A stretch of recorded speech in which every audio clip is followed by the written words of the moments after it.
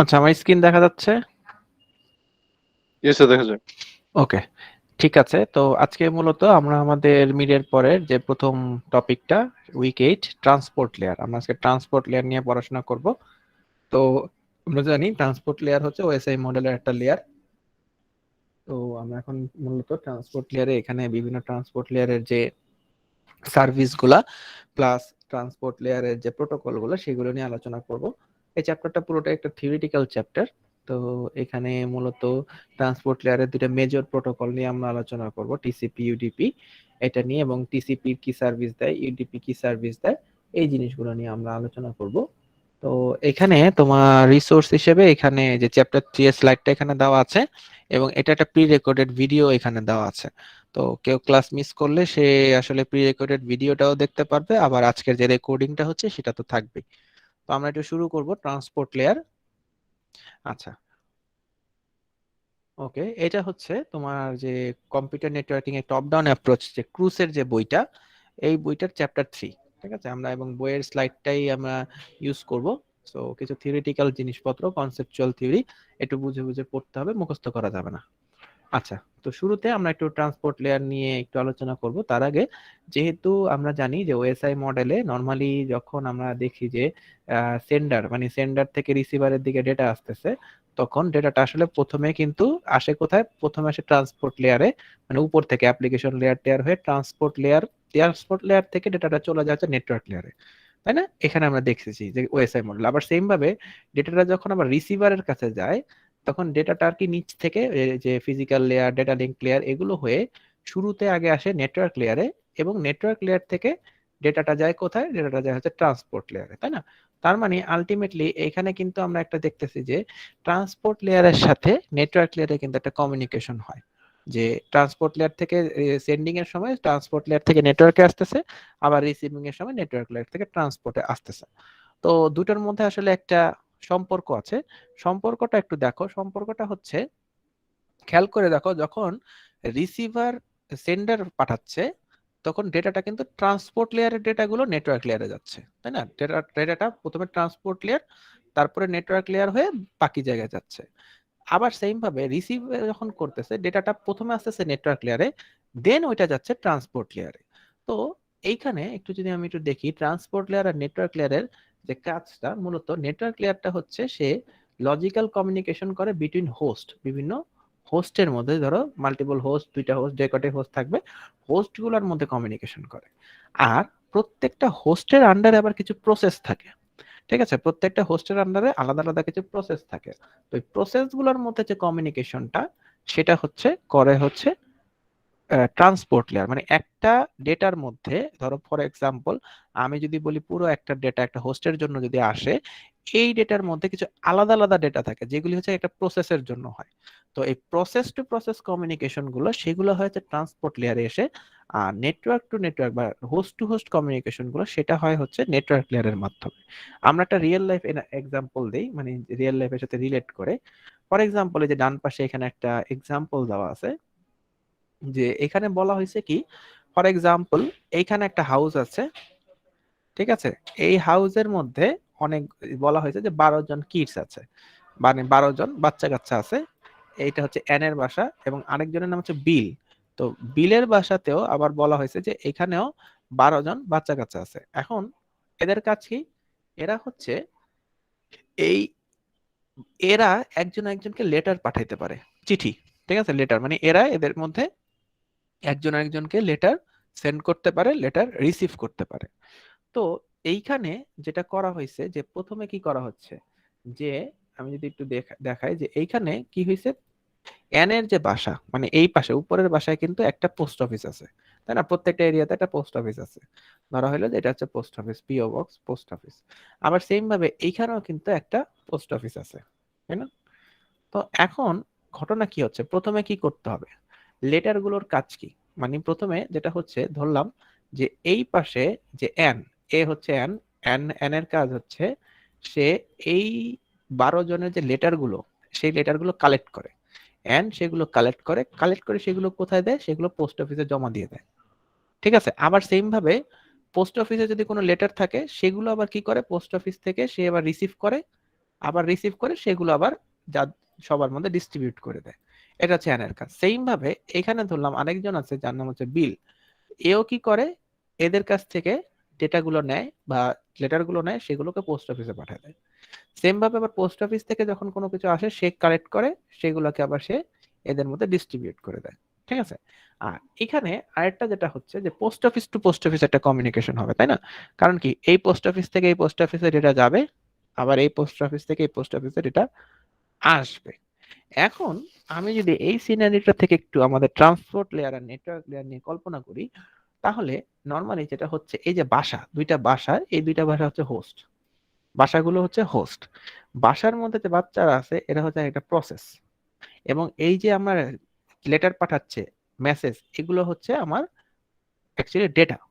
তো এইখানে আলটিমেটলি দেখো কি বলা হয়েছে, ট্রান্সপোর্ট লেয়ার প্রোটোকল কি কাজ করতেছে, an end bill who demarks to in house siblings, মানে এই অ্যান আর বিল তার কাজ কি, ভিতরের যে ডেটাগুলো আছে, মানে বাচ্চাদের কাছে চিঠি হয় দিচ্ছে, নাহলে তাদের কাছ থেকে চিঠিটা রিসিভ করতেছে। তো এই যে কাজটা করতেছে মানে কি, অ্যানও তো এই বাসারই একটা অংশ, আবার বিলও হচ্ছে এই বাসার অংশ। তার মানে কি, অ্যানও কিন্তু একটা প্রসেস, বিলও কিন্তু একটা প্রসেস। তো এই প্রসেস টু প্রসেস যে ডেলিভারিটা হচ্ছে, মানে চিঠিটা আসার পরে সেই অথবা চিঠিটা সেন্ডের আগে, এই জিনিসটা হচ্ছে ট্রান্সপোর্ট লেয়ারের প্রোটোকল কাজ করে। এটাকে আমরা বলছি লজিক্যাল কমিউনিকেশন বিটুইন প্রসেস। অন্যদিকে এই যে পোস্টাল সার্ভিস, মানে এই যে একটা এরিয়া, আমি যদি বলি এটা একটা নেটওয়ার্ক, এই নেটওয়ার্কের এরিয়ার মধ্যে পোস্ট অফিস, আবার এখানে একটা নেটওয়ার্ক আছে, এখানে একটা পোস্ট অফিস। এই post office to post office যে কমিউনিকেশন হচ্ছে, বলতেছি এই পুরোটাকে যদি আমি বলি একটা হোস্ট, এখানে যদি বলি একটা হোস্ট, এই দুইটা হোস্টের মধ্যে যে কমিউনিকেশনটা হচ্ছে পোস্ট অফিসের মাধ্যমে, এই জিনিসটা করা হচ্ছে হচ্ছে নেটওয়ার্ক লেয়ারের মাধ্যমে। তো এটাকে আমরা বলছি লজিক্যাল কমিউনিকেশন বিটুইন হোস্ট। ঠিক আছে, বুঝতে পারছো?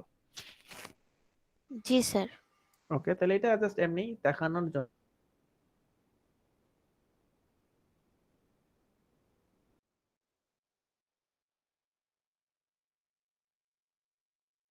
মূল পড়ায় চলে যাই ট্রান্সপোর্ট লেয়ারের প্রোটোকল গুলো নিয়ে।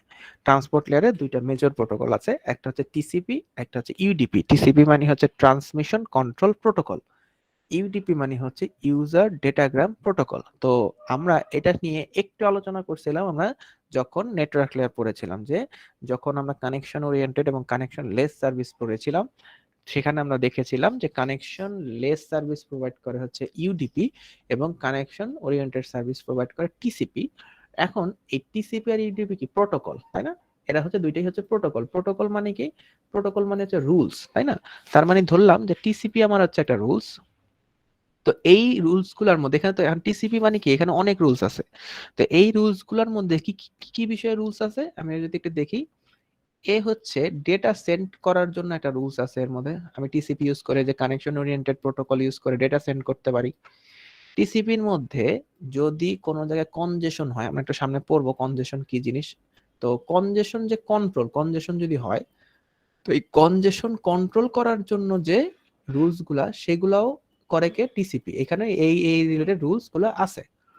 দেন টিসিবির মধ্যে আবার কি আছে, একটা ডেটা কতটুকু ফ্লো হবে, মানে কোন ডেটা কোন দিক দিয়ে ফ্লো হবে, কোন রাস্তা দিয়ে যাবে, এই জিনিসগুলোর ডেটাটাও, মানে এই রুলস গুলো আছে টিসিপির মধ্যে। মানে টিসিপি কিন্তু এই ধরনের কাজ করে, কনজেশন কন্ট্রোলও করতে পারে, ফ্লো কন্ট্রোলও করতে পারে, কানেকশন সেটআপ, যেহেতু আমরা জানি টিসিপি হচ্ছে কানেকশন ওরিয়েন্টেড প্রোটোকল। তো এখানে কি, আমার কানেকশন সেটআপের ক্ষেত্রে কিভাবে কানেকশন সেটআপ হবে, সেই রুলস গুলোও কিন্তু তোমার টিসিপি যে প্রোটোকল ওইখানে আছে। On the other hand UDP, ইউডিপিও কিন্তু সেম ক্ষেত্রে, ইউডিপি কিছু ক্ষেত্রে সেম, যেমন হচ্ছে ইউডিপি প্রোটোকলকে আমরা কি জানি, ইউডিপি প্রোটোকল ইউজ করে কিন্তু আমরা ডেটা সেন্ড করতে পারি, তাই না? আমরা দেখে আসছি যে কানেকশন লেস সার্ভিস, ওই যে আমরা ডেটাগ্রাম তৈরি করি, ডেটাগ্রাম তৈরি করে ডেটা পাঠাতে পারি। এবং ইউডিপির আরেকটা কাজ হচ্ছে ইরোর ডিটেক্ট করা। তো ইরোর ডিটেক্ট করার ক্ষেত্রেও তোমার কি লাগবে, ইউডিপিটা, মানে একটা কোথাও ইরোর হবে কি হবে না, একটা ডেটা যে আমি পাঠাচ্ছি, এই ডেটা পাঠানোর ক্ষেত্রে ইরোর হবে কি হবে না, বা ইরোর হয়েছে কি হয় নাই, এই জিনিসগুলো তোমার ইউডিপির মধ্যে আছে। ঠিক আছে। অন্যদিকে টিসিপির আরেকটা নাম হচ্ছে রিলায়েবল প্রোটোকল। রিলায়েবল কেন, কারণ হচ্ছে আমরা জানি টিসিপি হচ্ছে কানেকশন ওরিয়েন্টেড প্রোটোকল। তো তুমি কি করতেছো, একটা পার্টিকুলার, তুমি ধরো একটা হোস্ট থেকে যখন একটা হোস্টে ডেটা পাঠাচ্ছ, টিসিপি ইউজ করে কানেকশন ওরিয়েন্টেড প্রোটোকল, সেখানে কি তুমি আগে একটা পার্টিকুলার রাস্তা কানেকশন সেট আপ করে নিচ্ছ। তাই না? এরপরে তুমি এটার মধ্যে দিয়ে কিন্তু ডেটাগুলো সেন্ড করতেছো। তো এখানে যেহেতু এটা ফিক্স যে একটা রাস্তা দিয়ে ডেটা যাবে, এই জন্য এটাকে রিলায়েবল প্রোটোকলও বলা হয়। অন্যদিকে ইউডিপি কে আনরিলায়েবল প্রোটোকল বলা হয়, কারণ এটা আমরা দেখেছি যে ইউডিপির ক্ষেত্রে কি হয়, ইউডিপির ক্ষেত্রে ধরো তোমার অনেকগুলো রাস্তা থাকে, তোমার ডেটাগুলোকে কি করা হয়, বিভিন্ন আমরা যেরকম একটা চিত্র দেখছিলাম যে একটা ডেটাকে কতগুলো ডেটাগ্রামে ভাগ করে বিভিন্ন রাস্তা দিয়ে পাঠানো হয়। তো এতে করে কি হয়, আমরা দেখেছি যে অনেক সময় অনেক প্যাকেট হারায় যেতে পারে। আর টিসিপি কে তো পুরোটাই হারায় যায়, বাট ইউডিপির ক্ষেত্রে অনেক সময় দেখা যায় যে কোনো একটা সেগমেন্ট বা কোনো একটা ডেটাগ্রাম পৌঁছায় নাই, এই জন্য এটাকে আনরিলায়েবল প্রোটোকল বলা হয়। এবং টিসিপির মধ্যে আবার যখন ডেটাটা যায় এটাকে ইন অর্ডার ডেলিভারি আমরা বলি, কারণ আমরা জানি টিসিপি তে তো একই সিরিয়ালে যাচ্ছে, মানে তুমি এবিসি পাঠাইছো, ফার্স্টে এ যাবে, তারপরে বি যাবে, তারপরে সি যাবে।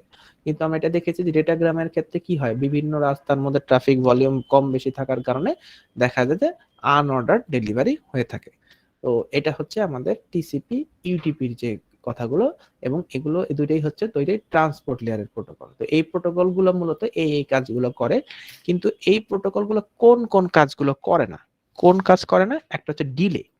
ডিলে কতটুকু ডিলে হবে, একটা ডেটা এখান থেকে তুমি সেন্ডার থেকে রিসিভারের কাছে পাঠাইছো, সেটা পৌঁছাইতে কতটুকু ডিলে হইতে পারে বা এখানে কোথায় কোথায় ডিলে হবে, এই জিনিসটা ট্রান্সপোর্ট লেয়ারের প্রোটোকল করে না।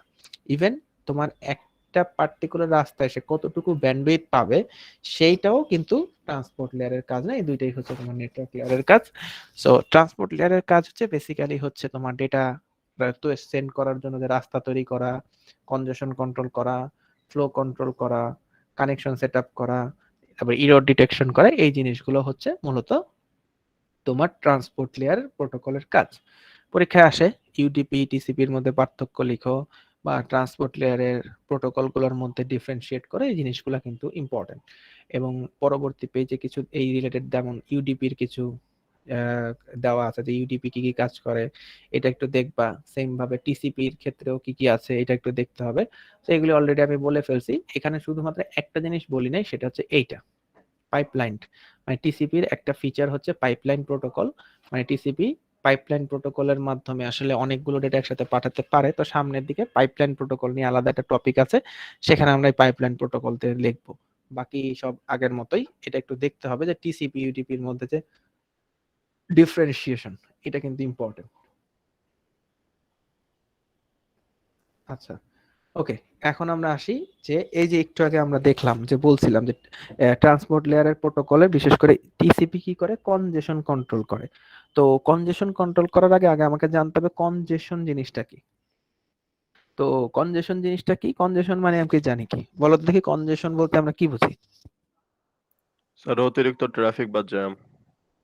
আচ্ছা, হ্যাঁ, মানে আমার ক্যাপাসিটির বাইরে, তাই না, আমার যে ক্যাপাসিটি আছে ওর থেকে বেশি হয়ে গেলে অতিরিক্ত, যেটা তুমি বললা সেটাকে আমরা বলি কনজেশন। তো সেম ভাবে নেটওয়ার্কের ক্ষেত্রে কনজেশন হয় যখন তোমার একটা নেটওয়ার্কের মধ্যে অনেকগুলো রাস্তা দিয়ে বিভিন্ন সোর্স থেকে ডেটা আসতে থাকে এবং খুব দ্রুত আসতে থাকে, যেটা কিনা ওই নেটওয়ার্কের হ্যান্ডেল করা টাফ হয়ে যায়, তখন আসলে একটা নেটওয়ার্কের মধ্যে কনজেশন হইতে পারে।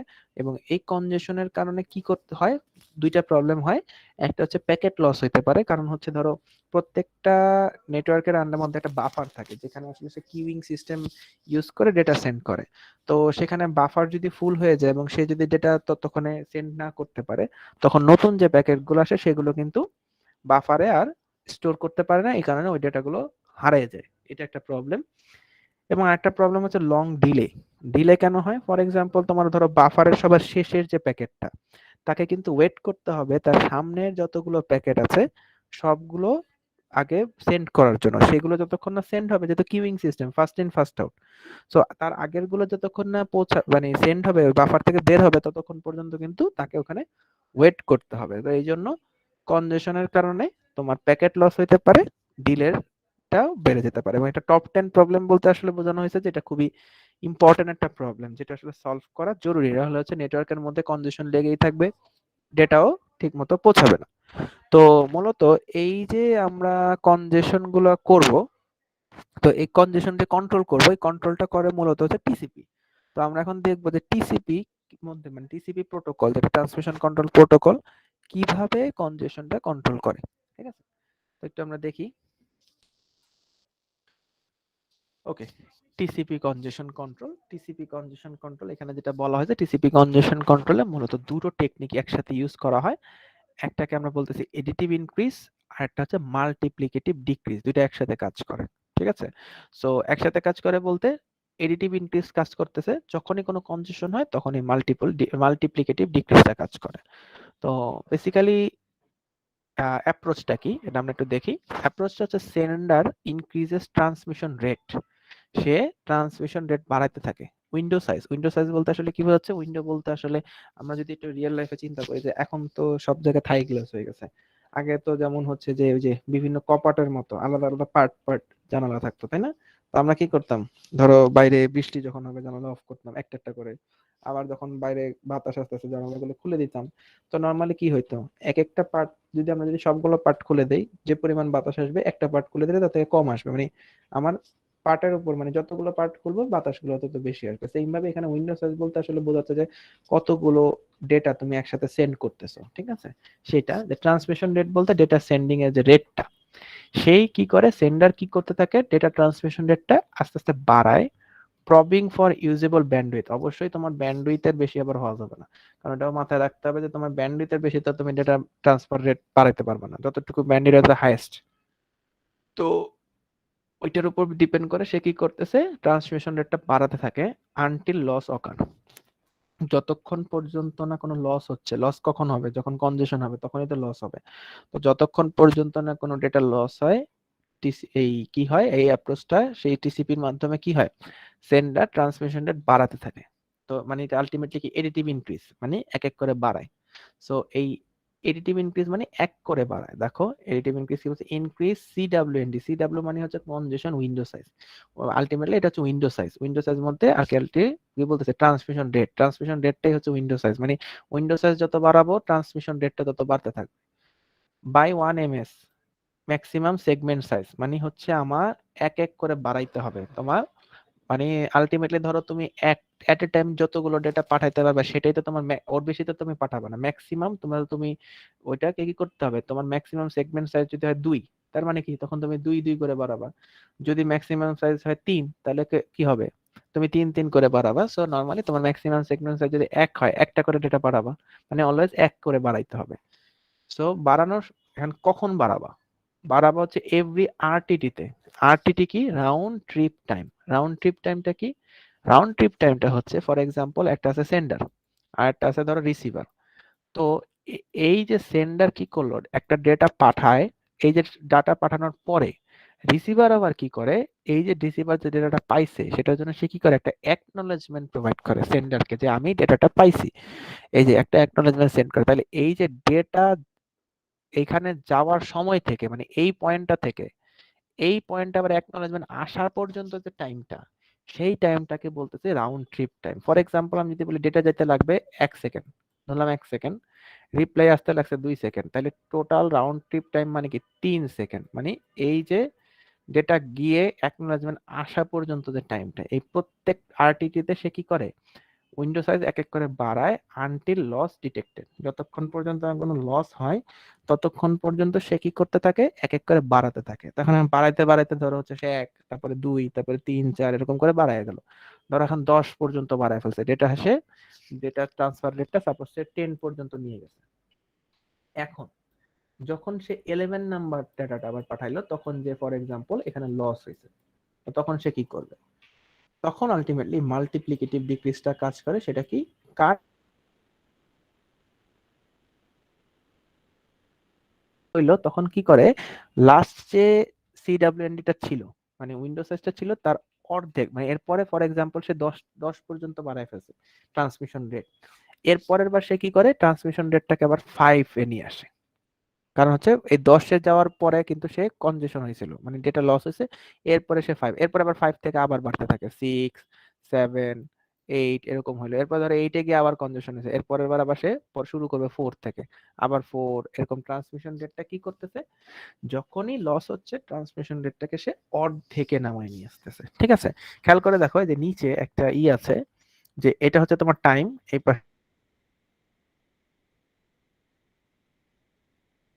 দেখি অ্যানিমেশনটা এখানে খেয়াল করে দেখো, এই যে প্রথমে এরকম ছিল ফর এক্সাম্পল, এই যে এডিটিভ ইনক্রিজ উইন্ডো সাইজ বাড়াচ্ছে, তারপরে দেখো যেই লস হইলো তখনই কি হচ্ছে, দেন কাট উইন্ডো ইন হাফ, মানে দেখো উইন্ডো সাইজটা ফার্স্টে ছিল হচ্ছে এইখানে, তাই না, বাড়াইতে বাড়াইতে এইখানে আসছে, এখন এই পয়েন্টে গিয়ে ধরলাম এই পয়েন্টে গিয়ে সে এই হয়েছে কনজেশন হয়েছে এবং ডেটা লস হয়েছে।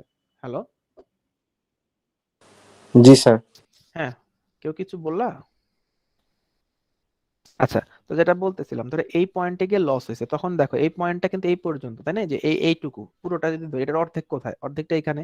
তাহলে দেখো পরের বার আবার সে এই উইন্ডো সাইজটাকে কিন্তু দেখো অর্ধেকে নামাই নিয়ে এসছে, অর্ধেক থেকে আবার সে কি করে আস্তে আস্তে বাড়াচ্ছে, বাড়াচ্ছে বাড়াচ্ছে বাড়াচ্ছে, বাড়তেছে, কোনো লস হচ্ছে না। যখন ফর এক্সাম্পল ধরলাম এখানে গিয়ে আবার লস হয়েছে, তাহলে এটার অর্ধেক কোথায়, এটার অর্ধেক ধরলাম যে সাপোজ এই যে এখানে কোথাও হবে, তাহলে এখানে যদি হয় খেয়াল করে দেখো এই যে আবার অর্ধেক। ঠিক আছে, এরকম করে খেয়াল করে দেখো সে কি করে, ডেটা বাড়াইতে থাকে। তো যখনই তোমার কোনোখানে লস হয় বা তোমার কনজেশনের কারণে লস হচ্ছে, তখনই যে ট্রান্সমিশন রেটটা সে কিন্তু অর্ধেক করে ফেলতেছে। ঠিক আছে, বুঝতে পারছি? তো এটা হচ্ছে টিসিপি কনজেশন কন্ট্রোল সিস্টেমটা, একদমই সিম্পল। ট্রান্সমিশন রেট সে প্রত্যেকবার এক করে বাড়ায়, যখনই কোনো কনজেশন হয় ট্রান্সমিশন রেট যেটা ছিল তার অর্ধেক থেকে আবার শুরু করে। ওকে, তো এটা একটু দেখবা যে কনজেশন কন্ট্রোল কি পরীক্ষা আসে, কিভাবে টিসিপি কনজেশন কন্ট্রোল করে, এটা একটু আমাদের দেখতে হবে। আচ্ছা, এরপরে আমরা চলে যাই টিসিপি, আমরা একটা ফিচার শেষ করলাম টিসিপি কিভাবে, যেহেতু টিসিপির ফিচার ছিল কনজেশন কন্ট্রোল দেখলাম, এখন আমরা ইউডিপি একটা ফিচার দেব। ইউডিপির একটা কাজ হচ্ছে ইরর ডিটেক্ট করা। তো মূলত ইউডিপি কিভাবে ইরর ডিটেক্ট করে, ইউডিপি হচ্ছে চেকসামের মাধ্যমে ইরর ডিটেক্ট করে। আমরা এটা তোমরা কিন্তু পড়ে আসছো অলরেডি, ডেটা কমিউনিকেশনে চেকসাম মূলত সেন্ডার সাইডে কি হয়, একটা চেকসাম তো মানে ফার্স্টে ক্রিয়েট করা হয় বা একটা ক্যালকুলেট করা হয়।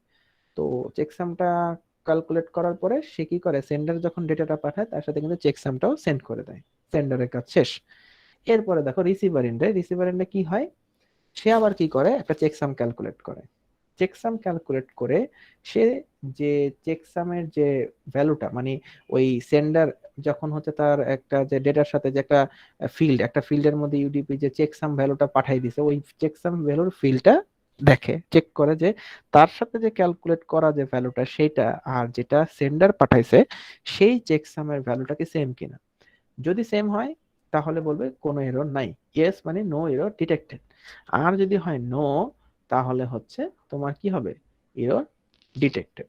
তো এটা একটা সিম্পল কোশ্চেন পরীক্ষায় আসে এরকম, দেখো যে তোমাকে বলা হলো চেকসাম ক্যালকুলেট করো, ফর এক্সাম্পল তোমাকে এরকম 16 বিটের দুইটা নাম্বার দেওয়া আছে, বলা হয়েছে যে চেকসাম ক্যালকুলেট করো।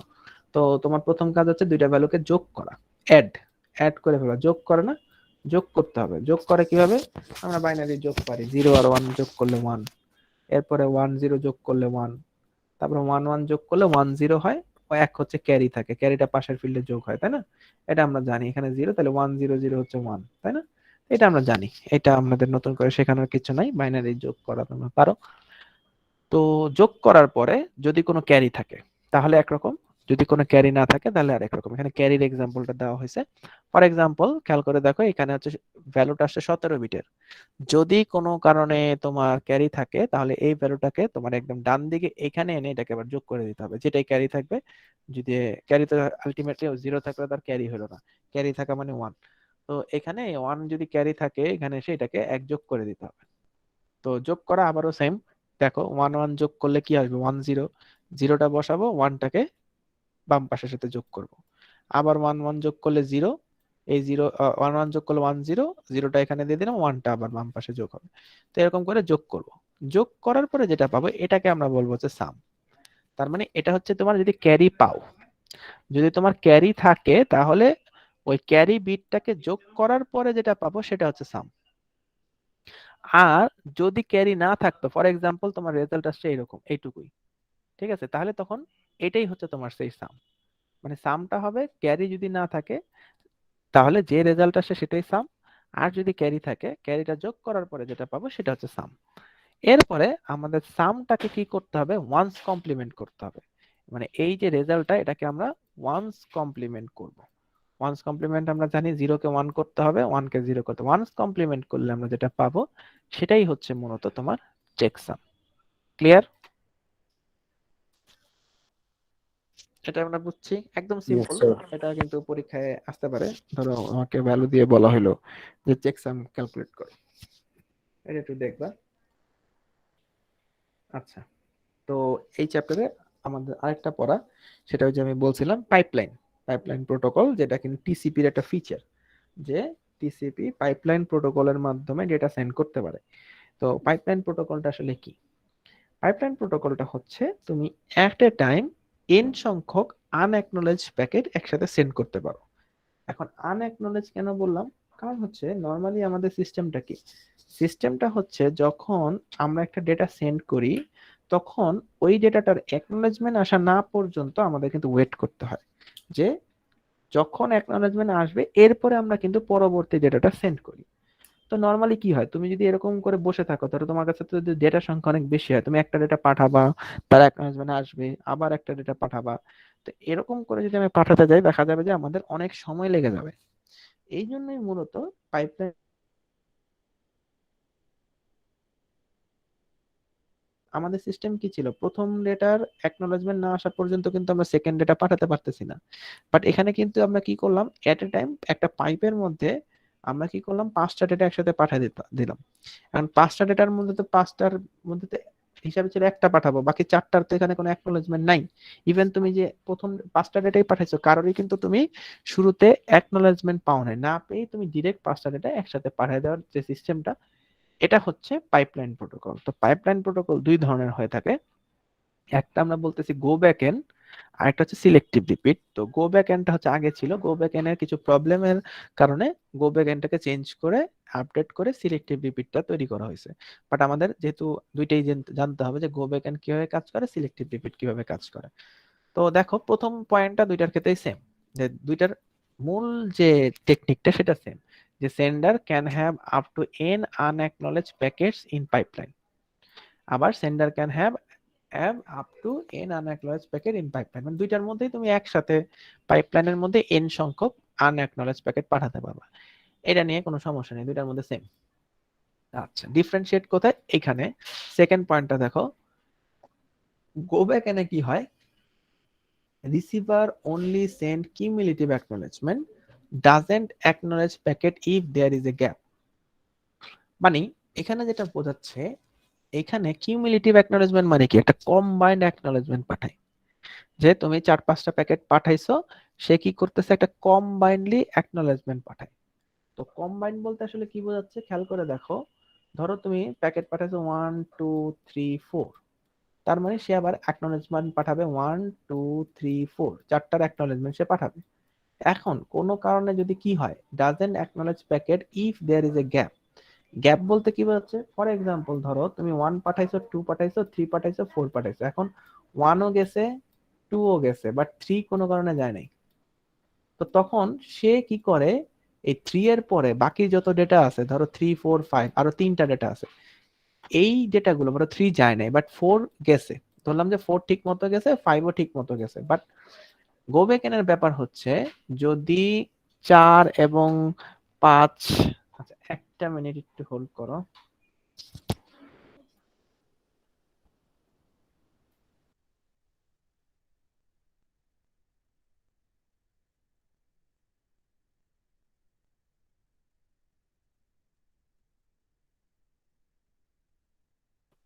আচ্ছা, তো যেটা আমি বলছিলাম যে কি হয়েছে, কোনো কারণে ধরো 1ও গেছে, 2ও গেছে, কোনো কারণে 3 যায় নাই, বাট 4 5 গেছে, কিন্তু সে কি করে, 4 আর 5 রিসিভ করে না।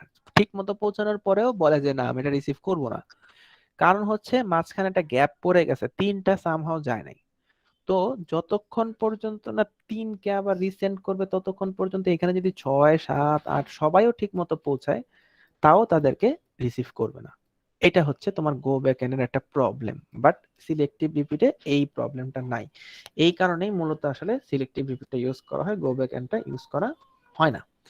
আচ্ছা, এখানে দেখো, এইখানে যেটা হচ্ছে আরেকটা point, sender has timer for oldest unacknowledged packet, মানে যে প্যাকেটটা সে অনেকক্ষণ ধরে একটা মানে অ্যাকনোলেজমেন্ট পাচ্ছে না, সেটার জন্য সে একটা টাইমার ইউজ করে, ঘড়ি। So when timer expires retransmit all unacknowledged packet. ওই যে বললাম যে ধরো তুমি 1 2 গেছে, বাট 3 যাওয়া না যাওয়ার কারণে সে কিন্তু 4 5 6 কোনোটাই রিসিভ করে নাই। তো এখন কি হয়, সে কি করে, সবচেয়ে এখানে ওল্ডেস্ট হচ্ছে 3 এর জন্য সে কি করে, একটা টাইমার ইউজ করে। তো একটা টাইমার বলতে আসলে সে একটা একটা টাইম নেয় যে এই টাইমের মধ্যে যদি অ্যাকনোলেজমেন্টটা না আসে, সে কি করে পরবর্তী যে প্যাকেটগুলো আসলে রিসিভ হয় নাই সবগুলো সে কি করে আবার রিট্রান্সমিট করে। দেখো এখানে একটা প্রবলেম যে 4 5 6 ঠিক মতো যাওয়ার পরেও তাকে কিন্তু আবার রিট্রান্সমিট করতে হচ্ছে, একই ডেটা বারবার পাঠাতে হচ্ছে। আর সিলেক্টিভ রিপিটে কি করা হয়, সে হচ্ছে প্রত্যেকটা আনএকনোলেজ প্যাকেটের জন্যই সে কি করে একটা করে টাইমার ইউজ করে, মানে প্রত্যেকটা আনএকনোলেজ আলাদা। আর এখানে কি করে, শুধুমাত্র ওল্ডেস্ট যে তার জন্য টাইমার থাকে। তো এরপরে যেটা হয়, টাইমার এক্সপায়ার হলে কি হয়, শুধুমাত্র যে প্যাকেটগুলো যায় না সেগুলো সেন্ড করে দেয়। তো এটা হচ্ছে গো ব্যাক এন্ড আর সিলেক্টিভ রিপিটের মধ্যে পার্থক্য, পরীক্ষায় আসে যে গো ব্যাক এন্ড আর সিলেক্টিভ রিপিটের মধ্যে পার্থক্য লিখো কোনটা বেটার। তো আমরা একটু দেখবো, একটা চিত্র দিয়ে বুঝাই যে কিভাবে এটা কাজ করতেছে, একটু ক্লিয়ার হবে। ধর এটা গো ব্যাক এন্ড এটা অপারেশন, এখানে দেখানো হয়েছে, ধরে নেওয়া হয়েছে এন এর ভ্যালু 4। এটা একটা অ্যাজিউম করে নেওয়া যে আমি টোটাল একসাথে পাইপলাইনের মধ্যে 4টা করে প্যাকেট পাঠাবো। তো এখানে দেখো 0 থেকে 8 পর্যন্ত টোটাল 9টা প্যাকেট আছে। তো ফার্স্টে কি করছে, এন ভ্যালু 4 দিয়ে, মানে একটা প্যাকেটের মধ্যে, মানে একটা উইন্ডোর মধ্যে সে 4টা প্যাকেট একসাথে পাঠিয়ে দিয়েছে। এই দেখো 4টা প্যাকেট একসাথে পাঠাইছে। এখন ওই যে আমি যেটা বলতেছিলাম, দেখো প্যাকেট 0 রিসিভ হয়েছে, সে অ্যাকনোলেজমেন্ট পাঠাইছে। প্যাকেট 1ও রিসিভ হয়েছে, সে অ্যাকনোলেজমেন্ট পাঠাইছে। প্যাকেট 2 তো আসেই নাই, এজন্য অ্যাকনোলেজমেন্ট পাঠানোরও কিছু নাই। তো যেহেতু প্যাকেট 2 আসে নাই, প্যাকেট 3 ঠিক মতো গেছে, বাট সে দেখো রিসিভ করে নাই। এবং সেটার জন্য সে কি করছে, দেখো অ্যাকনোলেজমেন্ট কোনটা পাঠাচ্ছে, রিসেন্ড অ্যাকনোলেজমেন্ট 1, মানে লাস্ট যে প্যাকেটটা সে সাকসেসফুলি রিসিভ করছে সেই প্যাকেটটার অ্যাকনোলেজমেন্ট পাঠায়। তার মানে কি, দেখো সে কিউমুলেটিভ অ্যাকনোলেজমেন্ট 3টা অ্যাকনোলেজমেন্ট একসাথে পাঠিয়ে দিচ্ছে। পাঠানোর পরে তো যখন 0 নাম্বারটা পৌঁছায় অ্যাকনোলেজমেন্ট, তখন কি হয়, সেন্ডার কি বুঝলো যে 0টা রিসিভ হয়েছে, তখন কি করে, উইন্ডোটা এক ঘর ডানে চলে যায়। তো ডানে চলে গেলে কি হবে, উইন্ডোর মধ্যে নতুন একটা প্যাকেট চলে আসবে 4, সে কি করে প্যাকেট 4 পাঠায়। এবং আবার সেম ভাবে যখন 1টা আসে, তখন কিন্তু আবার কি, উইন্ডোজ সিস্টেম এক ঘর ডানে চলে যায়, প্যাকেটের ভিতরে, এই উইন্ডোর ভিতরে, এই পাইপলাইনের ভিতরে প্যাকেট 5 প্রবেশ করে এবং 5টাকে পাঠায়। কিন্তু সেম ভাবে যখন 4 5 সে পাঠাচ্ছে, দেখো সে এই সেম ভাবে প্যাকেট 4ও কিন্তু সে রিসিভ করছে, কিন্তু সে ডিসকার্ড করে দেয় এবং আবার সে রিসেন্ড করে। আবার প্যাকেট 5 এর জন্য সেম। তার মানে কি, সেন্ডার কিন্তু মাল্টিপল ডুপ্লিকেট অ্যাকনোলেজমেন্ট পাচ্ছে। মানে কি, দেখো সে কি করলো, অ্যাকনোলেজমেন্ট 1 কয়বার পাচ্ছে, 1 2 3 4বার কি করছে, অ্যাকনোলেজমেন্ট 1 পাচ্ছে। তো এখানে আসলে প্যাকেট কোনটা আসলে পৌঁছায় নাই, মানে ও কিন্তু খালি অ্যাকনোলেজমেন্ট 1 পাইছে, তাই না? তার মানে কি, অ্যাকনোলেজমেন্ট 1 পাওয়া মানে কি, এসি কে 1 পাওয়া মানে হচ্ছে সেন্ডার বুঝবে যে শুধুমাত্র প্যাকেট 1টা রিসিভ হয়েছে, প্যাকেট 2 থেকে আর কিন্তু কোনো রিসিভ হয় নাই।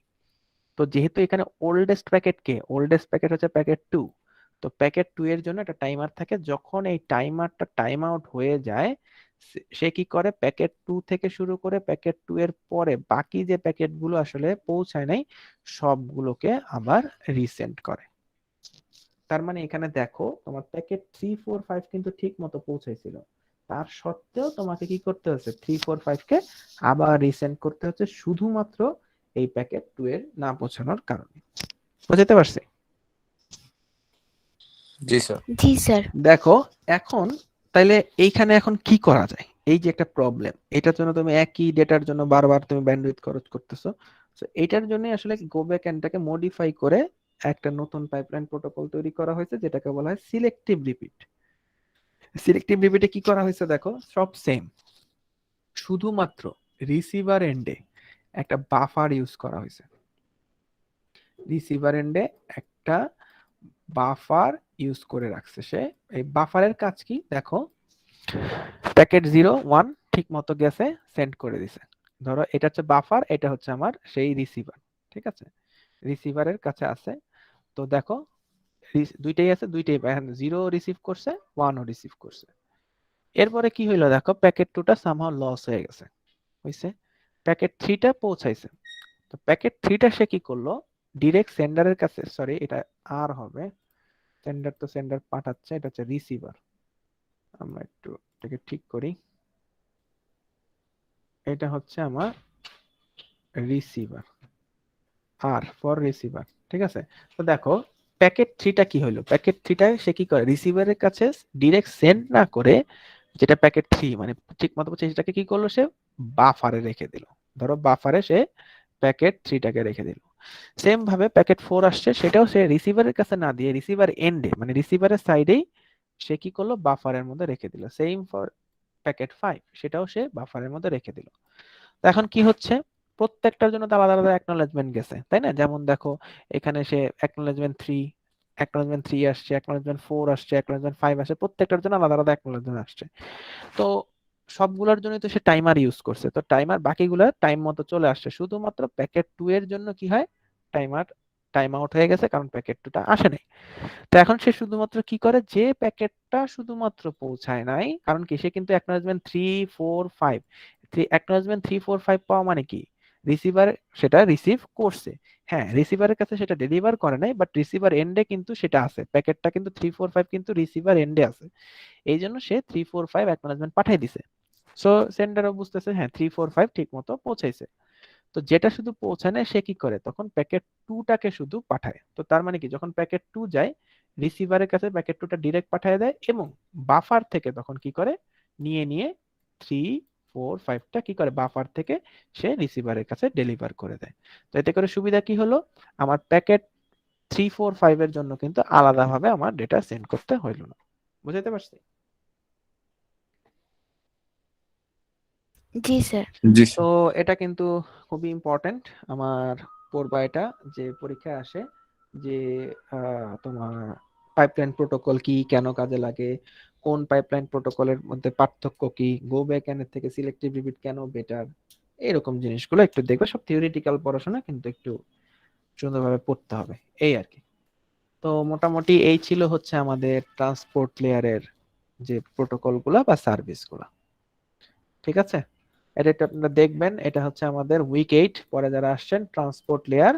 এটা রেকর্ডিংটা তো আজকে রেকর্ডিংটা তো আমি তোমাদের গুগল ড্রাইভে দিয়ে দিব। এছাড়াও এখানে একটা প্রি রেকর্ডেড ভিডিও দেওয়া আছে, আর স্লাইডটা এখানে দেওয়া আছে। ঠিক আছে, কে কি বলো, বলো সুকান্ত। স্যার আমাদের সি সেকশনে স্যার কালকে ল্যাবটা স্যার তাহলে কি হবে স্যার ওটা? ল্যাব হবে? স্যার ওটা কি অনলাইন হবে না? হ্যাঁ হ্যাঁ অনলাইনে।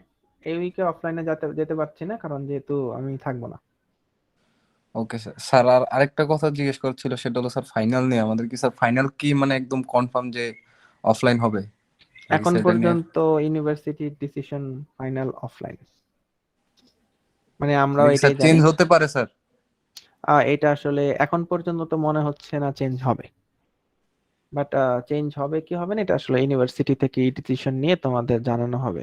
তো তোমরা যখন জানবে আমরাও তখন জানবো, আমরা ওইভাবে প্রিপারেশন নেবো। বাট তোমরা মেন্টালি প্রিপেয়ার থাকো যে ফাইনাল এক্সাম হচ্ছে অফলাইনে হচ্ছে, ওকে স্যার। এই আর কি।